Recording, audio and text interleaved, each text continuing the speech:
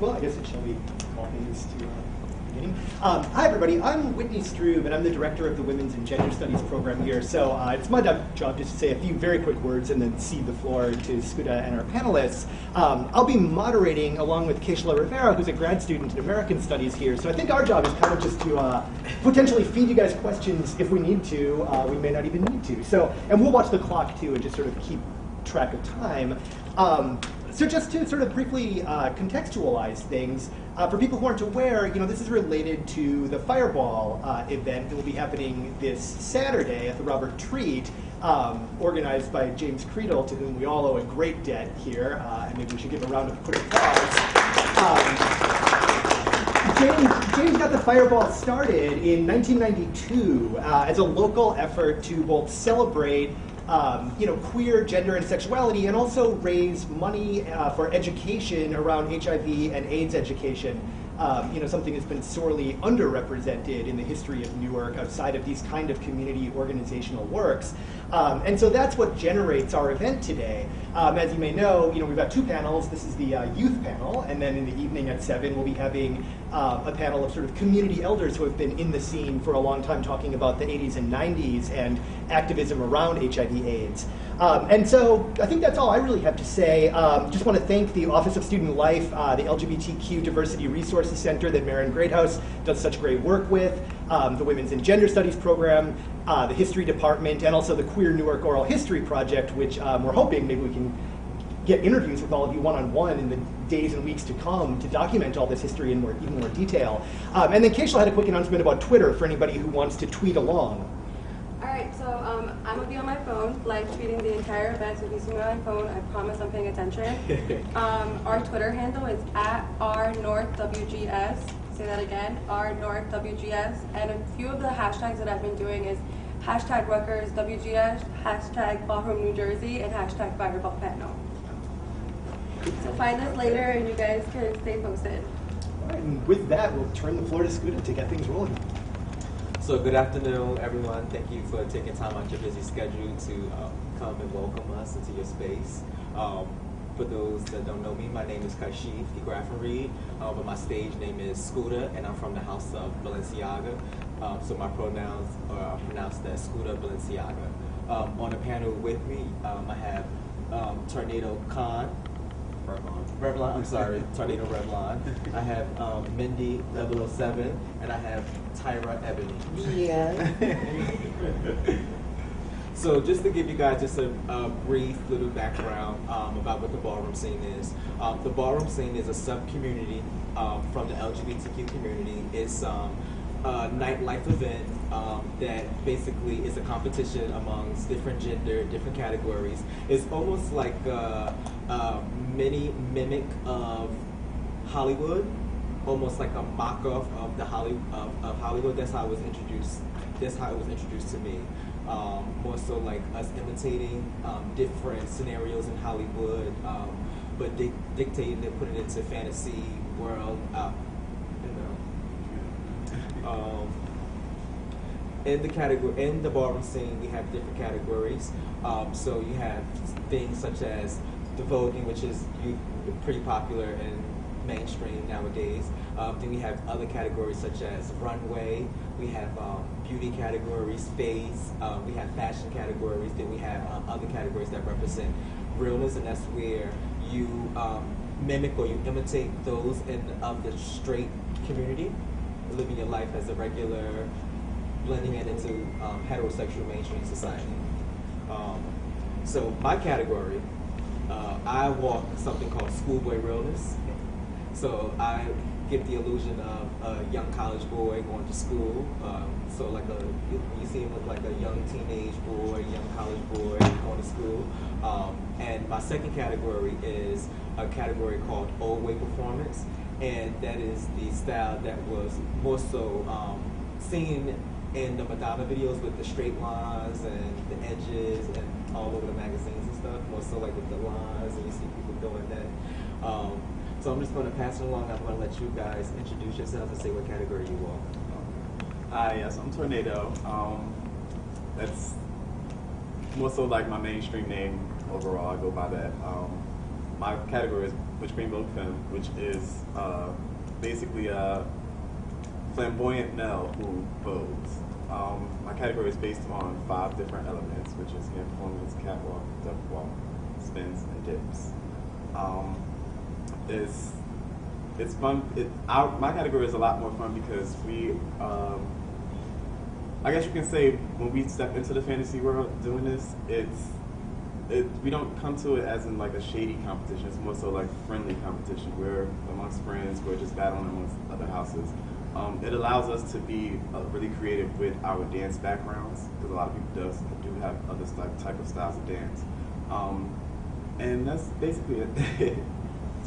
My name is Melbert Downs, but everyone calls me Mindy. I walk realness with a twist. I'm also a flamboyant boy, but realness with a twist is also you give the aura of a realness boy, a straight heterosexual man. I can pass as one, and the twist to it is I vogue, and I think vogue to me is a form of expressing yourself. That's how I vogue. When I get upset, that's when I vogue the best. When I like frustrated and I'm going through a lot, that's when I want to hit the floor the most, because that's how I get my frustration out. The first person I see in the back, you're the one I'm targeting, you're the one I'm getting, because that's how I get my frustration out of it. I am Tyra Gardner, and I work at AJCRI Project Wow. I'm the private coordinator there. I also go by Tyra Ebony. I walk realness and runway. I dabbled in performance. Kind of walk a little bit of everything because I just like to have fun.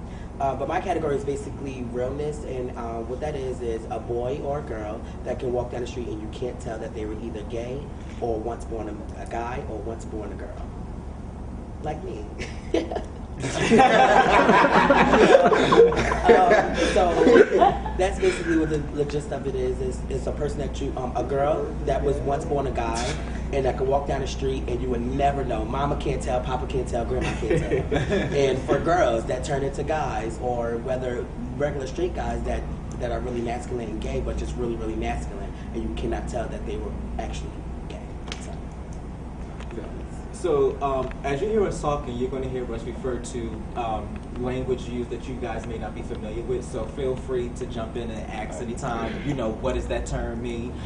So within the gay community, we have our own subculture of language, but then in the ballroom community, we have a different set of languages and forms of words that's used. So if you hear somebody referred to as a butch queen is a gay male. It doesn't matter if he is masculine or feminine. It's just the term used to identify a male figure. A drag queen is someone that is born a male, but they sometimes dress in drag for the shows. They do it for enjoyment. They do it for the competitions. A femme queen, most commonly referred to today as a transgender, but in ballroom terms, she's called a femme queen, and that's somebody that born a male, but have begun to do hormonal treatments and have begun to take breasts. You start developing breasts and transitioning to a woman. Any other terms? When you hear trans men or trans man, that is the opposite. So they were born female, and now they're taking hormonal treatment to transition to male. So as you hear us speak at some of these terms, just feel free. Shade is another terminology that's just being like catty. Gag, it's like a sense of shock. BNG. BNG, which is the epitome of BNG. That means you just real, like you just like yourself. You're not acting like nobody else. You coming like how you would be regular in the streets, whether you're in boy clothes, whether you're in girl clothes. You just real BNG. Yes, it's ghetto fabulous. Yeah, I know. I'm the BNG. Any questions? So as you hear, so my house name is Balenciaga. His is Revlon. Hers is Ebony. So some of the houses are modeled after famous brands Clothing designs and mainstream, such as like clothing designs, famous makeup, famous people. So for example, there's several houses like the House of Balenciaga, the House of Chanel, the House of Mizrahi. So those are named after like famous brands, famous labels like Isaac Mizrahi. But now they're starting to have some like the House of Tom Ford is a newly Emerge House, as well as the House of Balmain. La Perla.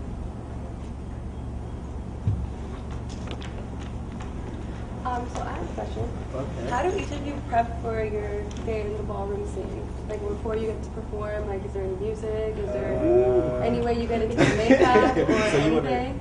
Because I just know how I get ready for like my girls' night out, so I just wanted to see how you guys get ready. Yes, it's kind of the same. The way that I prep, I always have to put in my mindset that I'm doing this for fun. This is for fun. It's not just because I know I'm better than anyone else, or I'm just doing it for the wins. I'm doing it just to showcase my talent. So first off, of course, I have to listen to music. I get into my zone, or just relaxing and keeping myself good, because no matter how big you are in the scene, you still have nerves. You still get to that point where you get nervous when you hit the stage. So you always have to pre-prep yourself before you hit the stage. You make sure you stretch. You make sure you just get yourself. You be comfortable. Be comfortable in your own skin before you hit the stage. That's how I prep. Well, I pre-game a little differently. I may do, the stretching and stuff like that, but I also give myself positive self-talk, like, this is your grand prize, this is your money, that's all you're going there for, this is your win, to bump everybody else. All you're supposed to be focused on is the win. So that's how I prep myself. I'm a little different than all over them. I gotta have, my little music going on, let myself know that, okay, I'm going out to win this cash, because it is a competition at the end of the day, and I want to win, then there's no shade. But, it's all to have fun or whatever the case may be. But I also, it's not good, but I kind of down-talk myself a little bit just so my friends could uplift me, so people that's around me, I seek for that support. I mean, I know it's fierce because it's all about me, but that's what I do so my friends can, boost me up. I already know I'm boosted up and I'm ready, but I got to have somebody supporting me to boost me up, too. That makes me extra go in and go crazy. So, Okay. I think for me, my process is somewhat similar, but I may do some things a little different. When walking a ball, usually they release the ball categories or the theme of the ball. They usually release it like a month ahead of time or several months ahead of time, so that way you could get an idea of, what your specific category is calling for, what type of effect you want to bring it in. So what I usually do is I usually make sure, like a month ahead, I usually like to make sure my effect is on point. So that way I could practice in it, make any alterations if I need to, look in the mirror, take 1,000 selfies. And I make sure that I'm comfortable, within myself and in my element when I'm putting on my effects, so that way I can get into character, I get into, whatever fantasy role is calling for that night. Oh, we have a question. First of all, pleasure to see you all up here. I know it's not easy to sit in a bunch of fun and tell your story, but I have 2 questions. Well, some of it's kind of easy for us. So. But one thing I want to know is, okay, before you even got to the ballroom scene, I'd like to know, how did you wind up even getting into the ballroom scene? And number two, when it's all said and done, for you as individuals, because we all have our own goals, what do you hope to get out of it, and when do you see yourself walking away from it? That was a great question. I haven't actually thought about when I'm going to stop, but I did give myself a time frame by, because I'm a part of 2 ballroom genres, which is the mainstream ballroom, which I'm an Ebony, and then the Kiki scene, which is a sub of the ballroom scene, more relaxed, not too tense, or whatever the case may be, and I'm an Old Navy. So as far as mainstream, I gave myself to at least 35, 40, just giving ages out there. I just want to have fun. I'm just enjoying it. As long as it's fun to me and I can help others or whatever get prepared for balls, help them get into, be a part of a house or whatever, let people know the experience that I've had with the ballroom scene. So as long as that is still going on, I think I'm still going to be a part. More so in the background scene than in front and on stage, because I'm getting old and my knees are bad. But to me, how did I get in the ballroom scene? I graduated from high school. I ain't gonna tell y'all that. But when I graduated from high school, a guy approached me, which his name is Bernie, and he was like, are you a da-da-da-da? And I'm like, yes. It was like, oh, yes, you look real. You walk balls and stuff like that. And I was just like, what is that? Like, I didn't really know what it was. I heard about it, but I didn't really know what it actually was until he broke it down to me and let me know, whatever. And then I checked it out, and I kind of like it, so I stayed in it. Well, for me, it's different because I've been in the main ballrooms. I've been in 9 real ballroom houses, but I never walked a real ball. I do it to prove to my best friend that I can get into any house that I want to without having to do anything. So for me, it's not really about like, the main ballroom scene, because I find it to be like, real harsh. I'm more so focused on like the Kiki scene, helping build the younger generation, the ones that get discouraged from the main ballroom scene when they try to come out and showcase their talent. They're not as popular in the scene, so they get shaded, they get chopped. So we open up the Kiki scene and we give them a back door where they can showcase their talent and have a equal platform where we all can be equal. So I enjoyed the Kiki scene, and I came into the ballroom scene at like 2007, 2008.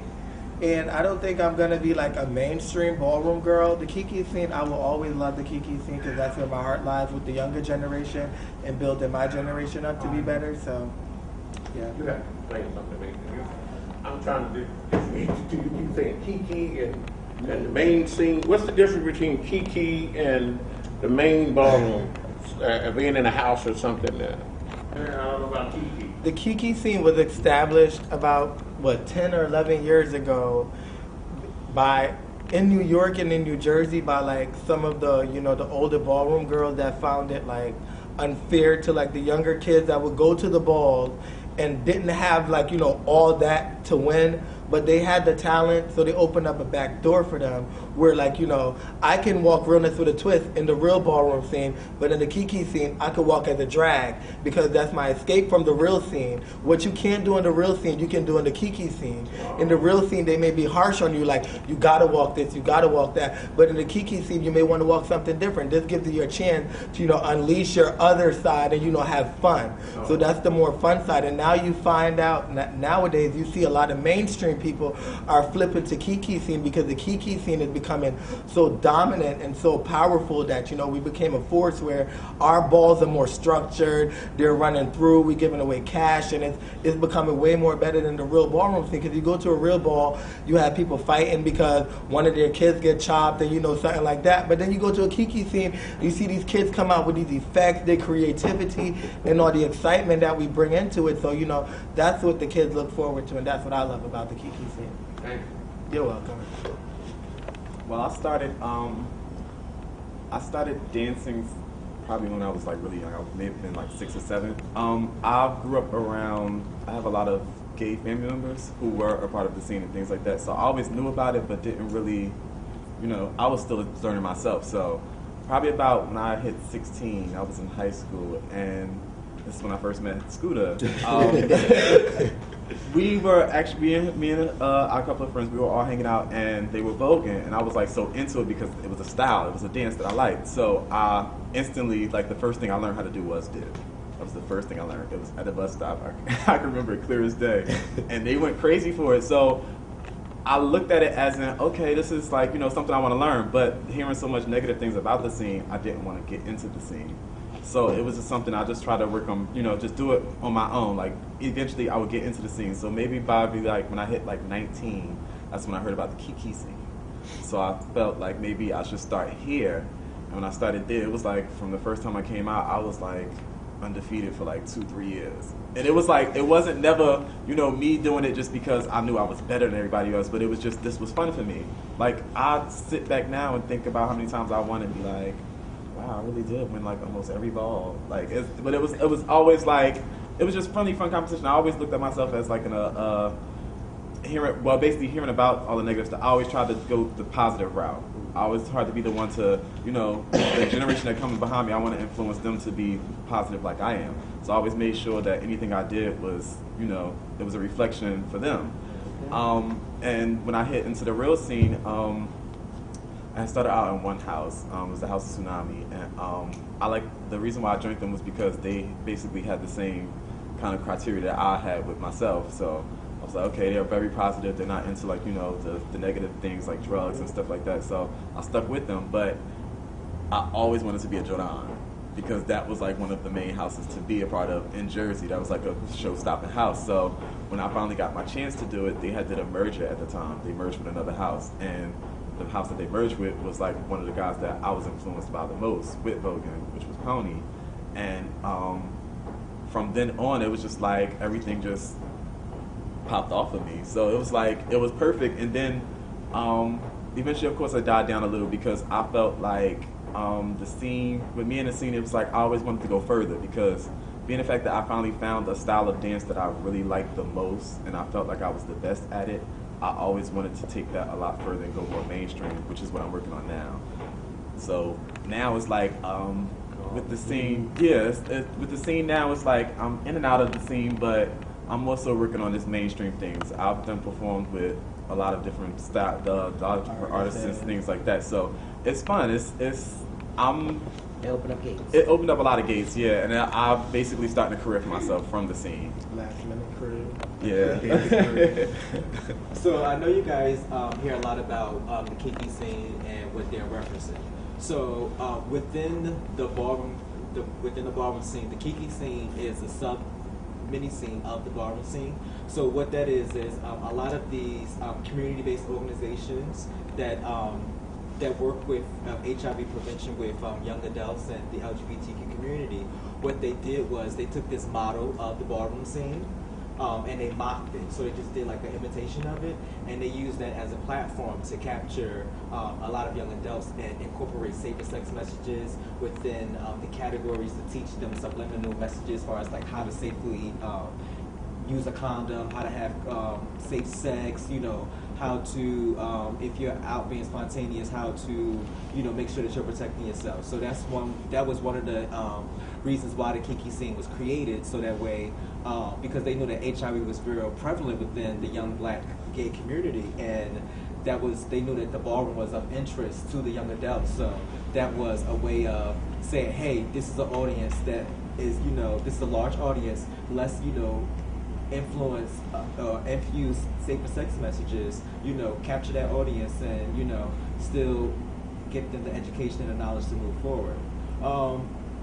For me, I remember being about like 17 years old, and it was like all my friends, I was just like coming into my sexuality, just starting to get comfortable with myself, with my family. And it was this local club in Jersey, downtown, called The Globe. And I always heard about it, and I just knew that was the hot spot to go. So one night, it was me and my best friend. I was like, it was his birthday, so he was like, we're gonna go. He said, I know every time we say that we go, we never go. So I was like, okay. So I remember my first time going, it was a Friday night. I had got my shape up, I had got a freshman outfit, so I was looking really cute. So we went down there, and I was greeted by the door by a drag queen. And that was like my first time at, you know, 17, like seeing the actual, you know, drag queen in person. So I was like so fascinated. But as I went through the club, I noticed that there were like individuals who I just felt very welcome. So they just like welcomed everybody from gender bending to trans this to the most feminine male to the most masculine woman. So everybody just felt accepted. I just felt nothing but love and have a good time in space. So it was just one particular, so I was partying, having a good time, and it was one particular moment where I just saw everybody just move out the way. So I was like, you know, what's going on? What's going on? And I just saw a drag queen just come hair whipping off the center of the stage and just did like a dip in the middle of the floor. And at the time I didn't know what it was. I just was so fascinated because that was my first time seeing like Vogan in live in person, and I was just so fascinated. I was just so captivated by it and seeing it. So I was like, oh my God, I was just addicted.